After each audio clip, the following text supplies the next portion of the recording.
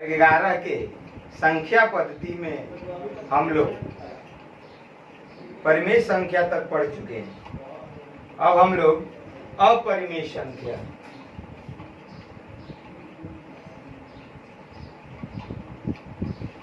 अपरिमेय संख्या irrational number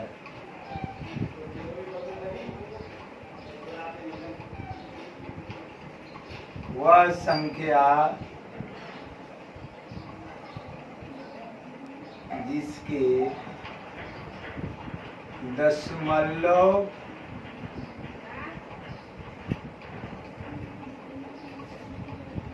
के बाद वाले अंक न पुनरावृत्ति करें और न ही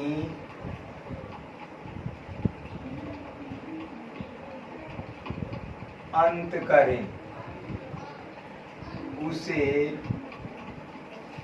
अपरिमेय संख्या कहते हैं।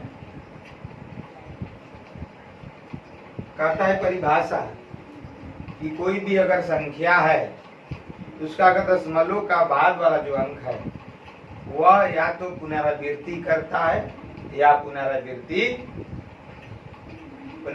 भी नहीं करता है और ना ही उसके दशमलव के बाद वाले अंक अंत करते हैं, उस संख्या को अपरिमेय संख्या कहा जाता है। यानी कि दशमलव के बाद वाले जो अंक है वो अंत ना करें, पुनरावृत्ति ना करें, उस संख्या को अपरिमेय संख्या कहा जाता है। जैसे में दो इंपॉर्टेंट है, जैसे एक तो पाई जिसका मान लगभग इक्विवेलेंट होता है 3.14 लोग बराबर लिखते हैं लेकिन बराबर होता नहीं है, अग्रसर रहता है, या तो 3.14 से पीछे हो या जस्ट भाग हो, क्योंकि आप जानते हैं कि 3.14 तो परिमेय संख्या है और परिमेय संख्या कभी भी परिमेय संख्या के बराबर नहीं होगी। इसीलिए कहा गया है कि अपरिमेय के जस्ट क्रमागत परिमेय होता है और परिमेय के जस्ट आगे अपरिमेय होता है, यानी कि एक दूसरे के क्रमागत होते हैं। अगर परिमेय है तो उसके आगे अपरिमेय होगा। तो पाई जो है टेंस टू 3.14 है। दूसरी एक संख्या ई जिसे हम लोग नेपियर नियतांक कहते हैं। इस ई को हम लोग नेपियर नियतांक कहते हैं। तो ई का सबसे पहले ई के पावर एक्स का एक्सपेंशन, ई के पावर एक्स का आपको एक्सपेंशन बाद में हम लोग पढ़ाएंगे, लेकिन अभी फिलहाल देख लीजिए 1 प्लस एक्स बटे में फैक्टोरियल 1, ये तो थोड़ा सा बताएंगे फैक्टोरियल क्या है, प्लस एक्स स्क्वायर बटे में फैक्टोरियल 2 प्लस एक्स क्यूब बटे में फैक्टोरियल 3 और ये चलते जाएगा। रही बात अगर कोई कहता है फैक्टोरियल 1 का मान तो 1 होगा, फैक्टोरियल 2 का मान 2 गुणे 1 2 होगा, फैक्टोरियल 3 का मान 3 गुणे 2 गुणे 1। बाद में हम लोग जब हम लोग क्रमचय और संचय पढ़ेंगे तो आप लोग फैक्टोरियल 3 बताएंगे। अगर कोई फैक्टोरियल 3 लिखता है तो उसको आप क्या लिखिएगा, 3 गुणे 2 गुणे 1। अगर फैक्टोरियल 2 है इसका अर्थ है 2 गुणे 1। अगर फैक्टोरियल 1 है इसका अर्थ 1 होगा। अगर तुमसे पूछा जाए कि फैक्टोरियल 4 है तो क्या बोलोगे, 4 गुणे 3 गुणे 2 गुणे 1, यानी कि 4 तिहाई 12 दूनी 24। तो ये होता है फैक्टोरियल का अर्थ। लेकिन बाद में जब हम लोग क्रमचय और संचय पढ़ेंगे तो हम लोग जानेंगे कि फैक्टोरियल होता है क्या, उसमें विस्तृत बातें होंगी और एक्सपेंशन भी, विस्तार भी हम लोग पढ़ेंगे। लेकिन अभी हमको नेपियर नियतांक का मान चाहिए। तो अब हम लोग अगर x बराबर 1 कर दें ई के पावर 1 प्लस 1/1, फिर 1 का स्क्वायर बटे में, क्योंकि x के जगह पे हमको 1 लिखना है, तो 2 गुणे 1 प्लस 1 का क्यूब बटे में 3 गुणे 2 गुणे 1, यानी कि e बराबर 1 प्लस 1 2 तो होगा, लेकिन अब 2 के आगे जाते हैं तो 1/2 फिर 1/6, यानी कि ये दशमलव में मान देता है। ठीक है, ये किस में देगा? दशमलव में। तो अगर हम देखें तो ये हो जाएगा 2 प्लस 1/2 प्लस 1/6 प्लस, चलो आगे लिखे तो 1 में अगर फैक्टोरियल 4 करते 1/24 से चलते जाएगा, यानी कि 2 प्लस 0.5 प्लस 1/6 को क्या लिखिएगा? 0.6 इकाई 6, फिर ये जाएगा नहीं तो 4 हो जाएगा तो 40, तो 6 का 36 प्लस 1/24 0.0, तब ये जाके 100 हुआ, तो 24 चौके 96, यानी कि अगर लगभग देखा जाए टेंस टू, क्योंकि ये तो एग्जैक्ट मान नहीं है, क्योंकि अभी और आगे जोड़ना पड़ेगा, तो ये हो जाएगा आपका 6 4 10 और 5 1 6।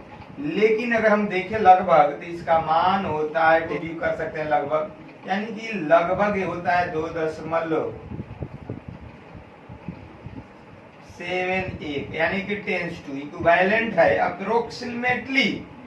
ई का वैल्यू, नेपियर नियतांक का वैल्यू, ई एक अपरिमेय संख्या है और पाई भी एक अपरिमेय संख्या है। तो इस तरह से अपरिमेय संख्या में 2 बहुत इंपॉर्टेंट रोल निभाते हैं।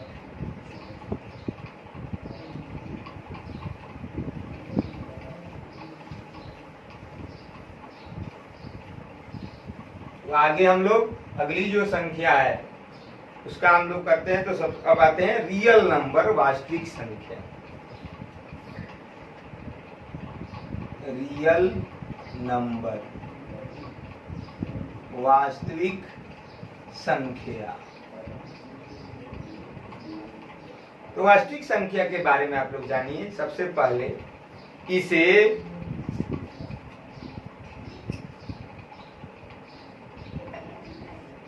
R से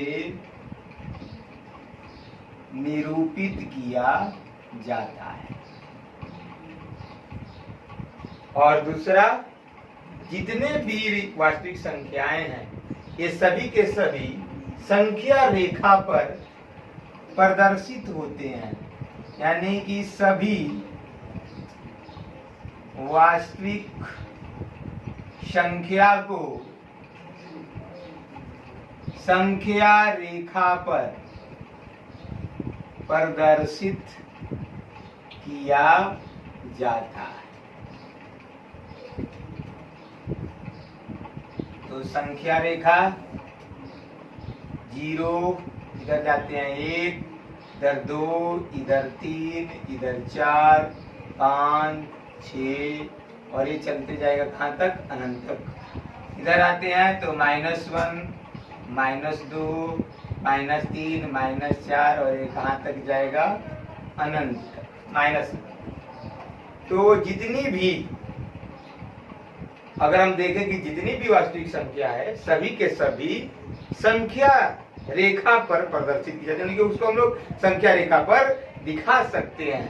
तो सबसे पहले कोई कहेगा सर 2.1, तो 2.1 भी हम लोग कहेंगे कि वास्तविक संख्या है।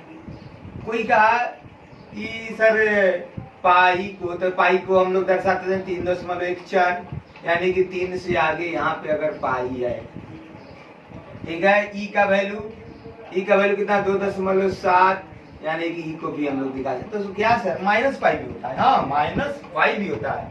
-पाई कहाँ होगा? तो 3.14, जैसे यहाँ पे पाई था तो -पाई यहाँ पे होगा, -पाई भी होगा, -ई भी हम लोग दिखा सकते हैं। यानी कि ये हम लोग कह सकते हैं कि परिमेय संख्या यूनियन अपरिमेय संख्या, अगर दोनों को मिला दें तो हम लोगों को क्या हो जाता है, वास्तविक संख्या मिलती है। अगर परिमेय और अपरिमेय को हम लोग मिला दें तो क्या मिल जाएगा, वास्तविक संख्या, यानी कि रेशनल प्लस इरेशनल, यानी कि रेशनल क्यू और क्यू डेक्स का यूनियन अगर कर दिया जाए, यूनियन मतलब मिलाना होता है, बाद में हम लोग समुच्चय जब पढ़ेंगे तो यूनियन का अर्थ है, यानी कि दोनों को मिला देते हैं तो रियल नंबर बन जाता है। आगे कोई कहता है, जैसे में कोई कहते कि सर अगर रियल नंबर में परिमेय को घटा दें, यानी कि वास्तविक संख्या में परिमेय संख्या को हटा दें तो क्या बच जाएगा, अपरिमेय संख्या बच जाएगा। और दूसरी बात, अगर परिमेय वास्तविक संख्या में अपरिमेय संख्या को हटा दें तो हमें क्या मिल जाएगा, बोलिए, परिमेय संख्या मिल जाएगा। यानी कि अगर दोनों को मिलाने से रियल नंबर बनता है तो वास्तविक संख्या में अगर हम लोग परिमेय संख्या को घटा देते हैं तो अपरिमेय मिलता है, और अपरिमेय को हटा दें तो क्या मिलता है, परिमेय मिलता है। यानी कि वास्तविक संख्या जो होती है वो सब क्या होते हैं, वास्तविक संख्या जो होते हैं परिमेय और अपरिमेय का यूनियन होता है, सम्मिलन होता है, दोनों को मिलाने से बनता है अपरिमेय संख्या। अंडर रूट अभाज्य संख्या, ये भी हम लोग कहते हैं कि जितनी भी अभाज्य संख्या है उसके अंडर रूट को भी अपरिमेय, जैसे में √2, √3, √5, √7, यानी कि अपरिमेय संख्या को हम लोग अगर अंडर रूट अभाज्य संख्या लिख देते हैं तो सभी संख्याएं क्या होती हैं, अपरिमेय होती हैं। इतना नोट कीजिए।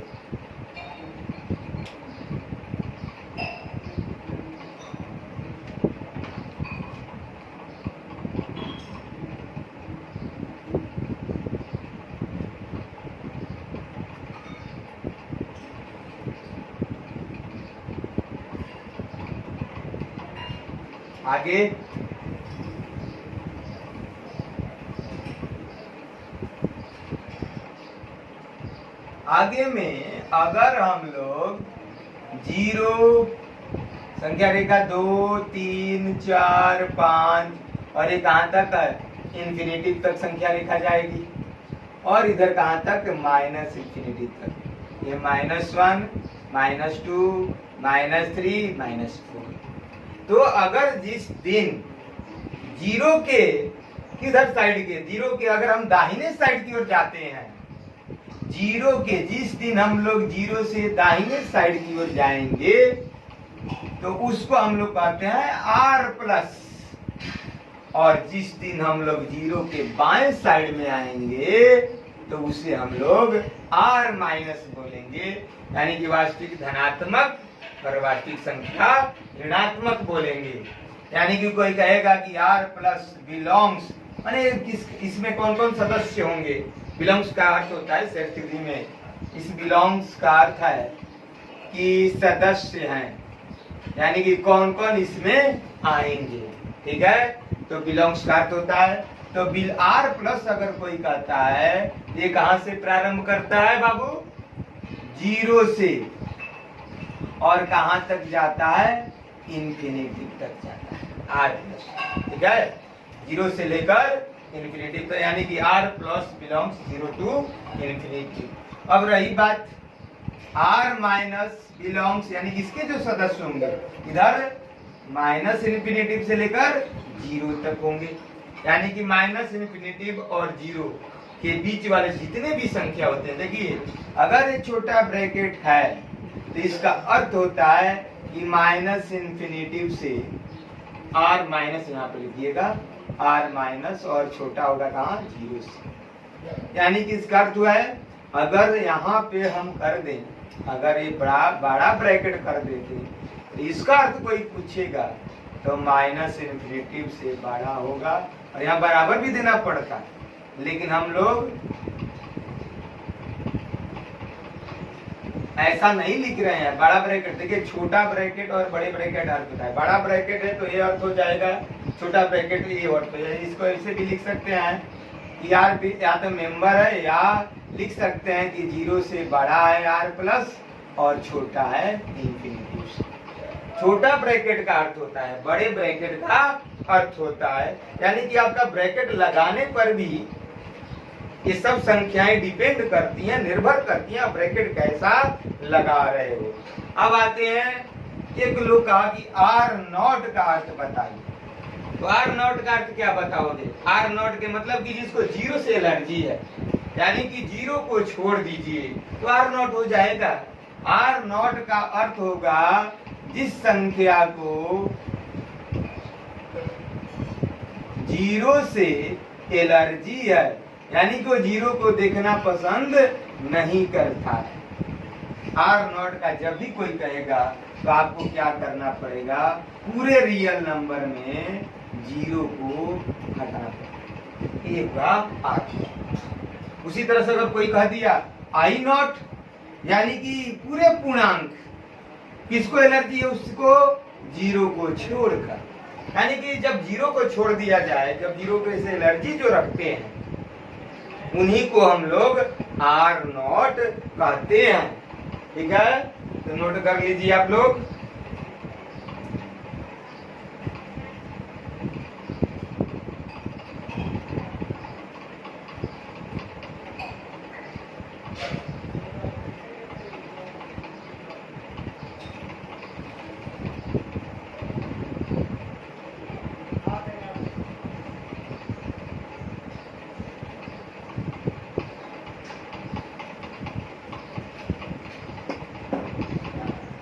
आगे में अगला हेडिंग है अभाज्य संख्या।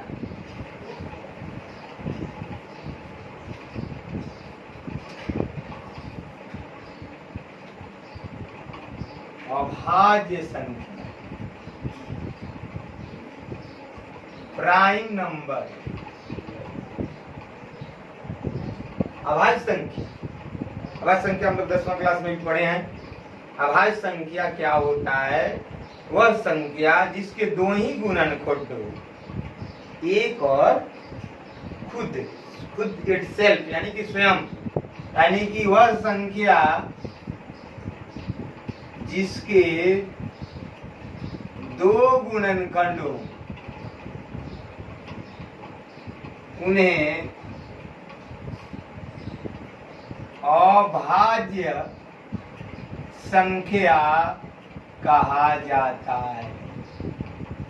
और कौन कौन गुणनखंड होंगे? गुणनखंड में गुणनखंड कौन कौन होगा? तो यहाँ पे गुणनखंड, पहला गुणनखंड 1 होगा और दूसरा गुणनखंड स्वयं इटसेल्फ, वो खुद से ही कट जाए तो 1। अगर हम 1 की बात करें, 1 का सिर्फ एक ही गुणनखंड खुद से कट गए 1, लेकिन ऐसा नहीं है, 2 गुणनखंड होना चाहिए। यानी कि अब शुरुआत में कौन सा होगा? तो पहला नंबर होगा 2, और 2 के पीछे बड़ी राज्य है। ये राज्य भाई, 2 के पीछे राज्य क्या है कि 2 इकलौता सम संख्या है जो अभाज्य है। 2 जो है वो एकलौता है, वो अकेला है, वो हमेशा सम संख्या है। कोई कहता है कौन सम संख्या है जो अभाज्य है? तो आपको क्या आंसर देना पड़ेगा? 2 एक ऐसी संख्या है, इकलौती ऐसी सम संख्या है जो अभाज्य है, यानी कि 2 इकलौता सम संख्या है जो अभाज्य है। दूसरा एग्जाम्पल, सबसे पहले पहला 2 हुआ, दूसरा एग्जाम्पल 3 का अगर गुणनखंड देखा जाए तो 1 और सिर्फ 3 से कटता है। 2 का गुणनखंड 1 और 2 से कटता है। अगर हम लोग तीसरी संख्या तो 5 को देखें तो 5 किससे कटता है? 1 से, और वो खुद से कटता है कि नहीं? आगे में 6 को देखें तो 6 तो नहीं होगा, क्योंकि 6 का 2 से ज्यादा गुणनखंड हो जाता है। अगर फिर हम लोग 7, तो एक और 7। इस तरह से बहुत सारी अभाज्य संख्याएं हैं। तो अभाज्य संख्या जो होती है वो क्या होता है, उसका सिर्फ 2 ही गुणनखंड होता है, एक और खुद इटसेल्फ, उसके बाद वो किसी से कटता नहीं है। ये पॉइंट बहुत कारगर है कि कौन ऐसी सम संख्या है जो अभाज्य है, तो उसका आंसर होगा 2। 2 एक ऐसी सम संख्या है जो अभाज्य है। इतना नोट कर लीजिए।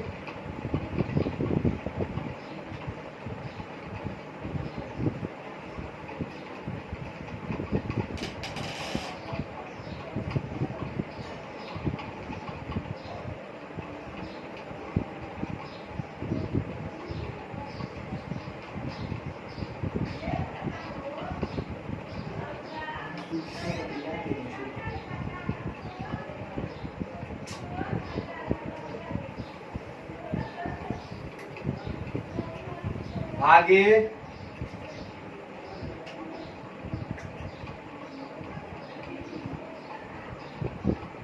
भाज्य संख्या, कंपोजिट नंबर।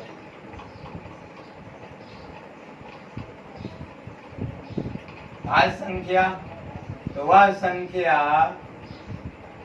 जिसका 2 से अधिक गुणनखंड हो, उसे भाज्य संख्या कहते हैं। The number having more than 2 factor is called composite number. तो कंपोजिट नंबर एक भी नहीं है। देखिए एक ऐसी संख्या है ना जो भाज्य है ना अभाज्य है। तो पहला कंपोजिट नंबर देखा जाए तो 4। तो 4 का अगर गुणनखंड देखते हैं तो 1 से कटता है, 2 से भी 4 कटता है और खुद से भी कटता है। तो 4 के तो 3 गुणनखंड होंगे, फिर 5 नहीं होगा, 6। दूसरा एग्जाम्पल 1 से कटता है, 2 से कटता है, 3 से कटता है और खुद से कटता है।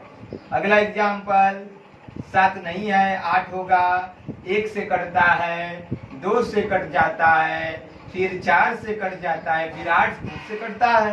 इस तरह से जितनी भी संख्याएं हैं, अगर वो ठीक है, अगर वो अपना 3 गुणनखंड दिखाती है, यानी कि 2 से अधिक संख्याओं से कट जाती है, तो उन्हें हम लोग भाज्य संख्या कहते हैं। ठीक है, अब चलते हैं सहभाज्य किसे कहेंगे। सहअभाज्य संख्या को प्राइम नंबर।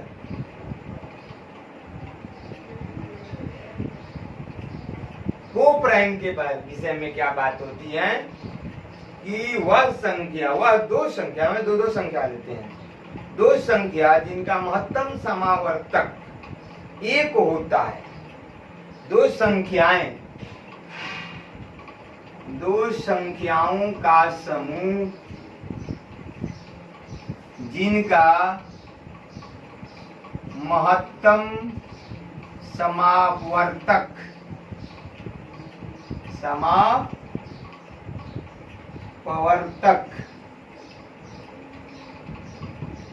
1 हो, उसे चाहे उस समूह को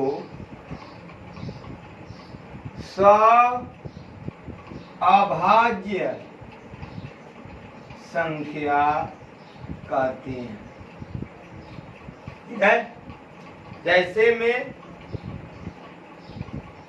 2, 3, 2 और 3 का अगर महत्तम निकाला जाए तो दोनों का महत्तम 1 है। 2, 5 भी हो सकता है, उसी तरह से 3, 5 भी हो सकता है। तो 2 का समूह जिनका महत्तम समावर्तक क्या हो, जिनका महत्तम समावर्तक क्या हो, 1 हो, उसे हम लोग सहअभाज्य संख्या कहते हैं। आज हम लोग इतना ही 11 क्लास में संख्या रेखा में भाग 2 पढ़ते हैं। नेक्स्ट अगले क्लास में हम लोग पढ़ेंगे। ठीक है, तो फिर आपसे आप लोग आग्रह करते हैं कि अगर ये वीडियो पसंद है तो कृपया लाइक कीजिएगा, सब्सक्राइब कीजिएगा और शेयर कीजिएगा और कमेंट जरूर कीजिएगा।